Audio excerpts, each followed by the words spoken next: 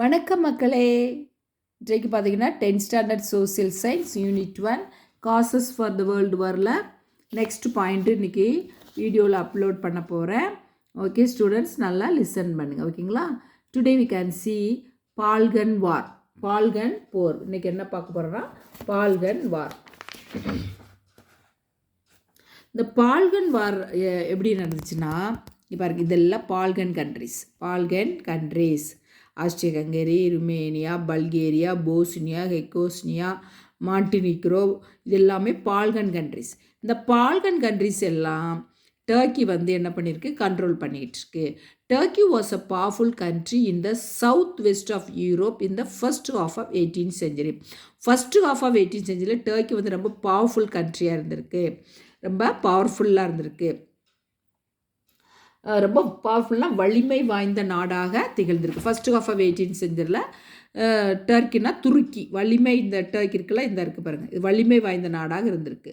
So அதை rule பண்ணுறது யாருன்னா Ottoman empire extend over Balkans across Hungary to Poland. என்ன பண்ணார், ஹங்கேரியிலிருந்து ஆஸ்ட்ரியா, இந்த இருக்கு பாருங்கள், ஹங்கேரியிலேருந்து போலந்து, இங்கே இருக்குது போலந்து வரைக்கும் என்ன பண்ணிட்டாரு, இந்த டர்க்கியை எக்ஸ்டெண்ட் பண்ணி வச்சுருக்கிறார். ஓகேங்களா?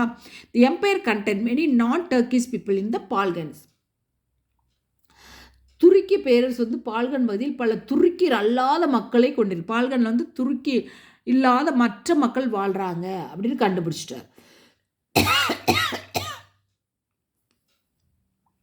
இந்த துருக்கி அல்லாத மக்கள் என்ன பண்ணுறாங்கன்னு பார்த்தீங்கன்னா, பல்வேறு தேசிய இனங்களை சேர்ந்த மக்களும் பயங்கரமான படுகொலைகளிலும் அட்டூழியங்களிலும் ஈடுபட்டிருக்காங்க. டர்க்கி அல்லாத மக்கள் என்ன பண்ணிருக்காங்க, பயங்கரமான அட்டூழியம் படுகொலையில் ஈடுபட்டிருக்காங்க. அதான் frightful massacres and atrocities. The Armenian genocide is a frightful example. அதுக்கு என்ன எக்ஸாம்பிள்னா அர்மேனிய இனப்படுகொலைகள் இவங்க ஒரு பயங்கரமான எடுத்துக்காட்டுன்னு சொல்லியிருக்காங்க. ஓகேங்களா? இப்போ ஃபர்ஸ்ட் ஆஃப் 18th century டர்க்கியோட நிலைமை இது நல்லா பவர்ஃபுல்லாக இருந்துச்சு. பால்கன் கண்ட்ரிஸ் எல்லாத்தையும் பிடிச்சி வச்சுருந்துச்சு, போலந்து வரைக்கும் எக்ஸ்டெண்ட் பண்ணிச்சு. அப்புறமா டர்க்கி அல்லாத பீப்புள் படுகொலைகள் அட்டூழியங்கள் செஞ்சாங்கன்னு சொல்லிட்டு எக்ஸாம்பிள் சொல்லிட்டாங்க. Next paragraph second of the 18th century 18ஆம் நூற்றாண்டில் ஃபஸ்ட்டு பகுதியில் டர்க்கி பவர்ஃபுல்லாக இருந்துச்சு. செகண்ட் பகுதியில் நினச்ச டர்க்கி வீக் ஆயிடுச்சு. ஓகேங்களா? டர்க்கிங் advantage of the political and economics instability of the Turkish empire from the second of 18th century. 18ஆம் நூற்றாண்டின் பிற்பகுதியில் துருக்கி பேரரசின் உறுதியற்ற அரசியல் பொருளாதார சூழலை சாதகமாக கொண்டு கிரீஸும் அதனைத் தொடர்ந்து ஏனைய நாடுகளும் ஒன்றன் பின் ஒன்றாக தங்களை துருக்கியின் கட்டுப்பாட்டிலிருந்து விடுவித்து கொண்டன. அதுதான் இது ஆதாரம்.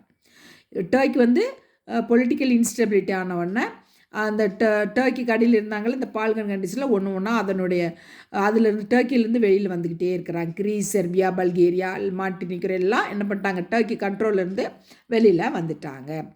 இன் March 1912 they formed Balkan League. இவங்க எல்லாம் பால்கன் கண்ட்ரிஸ் எல்லாம் சேர்ந்து பால்கன் லீக் அப்படின்னு ஒன்று ஸ்டார்ட் பண்ணிட்டாங்க.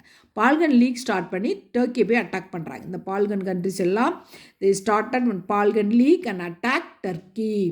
Now Turkey was defeated. என்னாச்சு, தோற்று போச்சு. டர்க்கி என்ன செஞ்சிச்சு,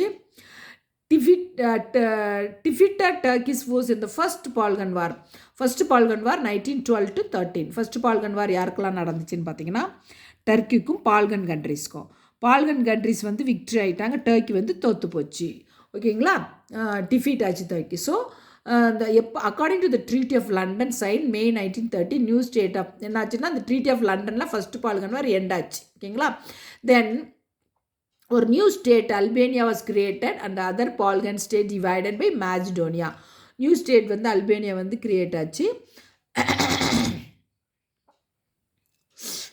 அப்புறம் மேசிடோனியாவை பிரிக்கிறதுக்கு மற்ற பால்கன் பிளேசஸ் எல்லாம் இப்போ ஃபைட் பண்ண போகிறாங்க.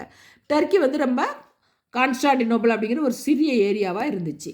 இப்போ என்னாச்சுன்னா பால்கன் கண்ட்ரிஸ்குள்ள ப்ராப்ளம். இந்த பால்கன் கண்ட்ரிஸில் என்ன ப்ராப்ளம்னா, இந்த மேசிடோனியா இருக்குது பாருங்கள், மேசிடோனியா எங்கே இருக்குது, இந்த இருக்குது. மேசிடோனியாவை டிவைட் பண்ணுறதுல இங்கே ப்ராப்ளம். யாருக்கெல்லாம் அந்த மேசிடோனியா டிவைட் பண்ணுறதுல ப்ராப்ளம் அப்படின்னு பார்த்தீங்கன்னா, இந்த division of Macedonia however was not satisfied Bulgaria, did not satisfied பல்கேரியாவுக்கு சாட்டிஸ்ஃபைடே இல்லை. ஸோ இந்த Bulgaria attack Serbia and Greece, பல்கேரியாவே செர்பியாவும் கிரீஸ் அட்டாக் பண்ணுது. பல்கேரியா வாஸ் ஈஸிலி டிஃபீட்டட், தோத்து போச்சு ஈஸியாக. ஸோ இந்த second Balkan war ended with the signing of the treaty of Bucharest in August 1913. First Balkan war 1912, treaty of லண்டனில் முடிஞ்சிச்சு. Second Balkan war 1930, treaty of புகாரெஸ்ட்டில் முடிஞ்சிச்சு. ஓகேங்களா? ஓகே சில்ட்ரன், இந்த காசு வந்து ஓவர். இன்னும் ஒன் இமீடியட் காசு இருக்குது, நாளைக்கு பார்க்கலாம். Okay bye children. வீடியோ பிடிச்சிருந்தா லைக் பண்ணுங்கள்.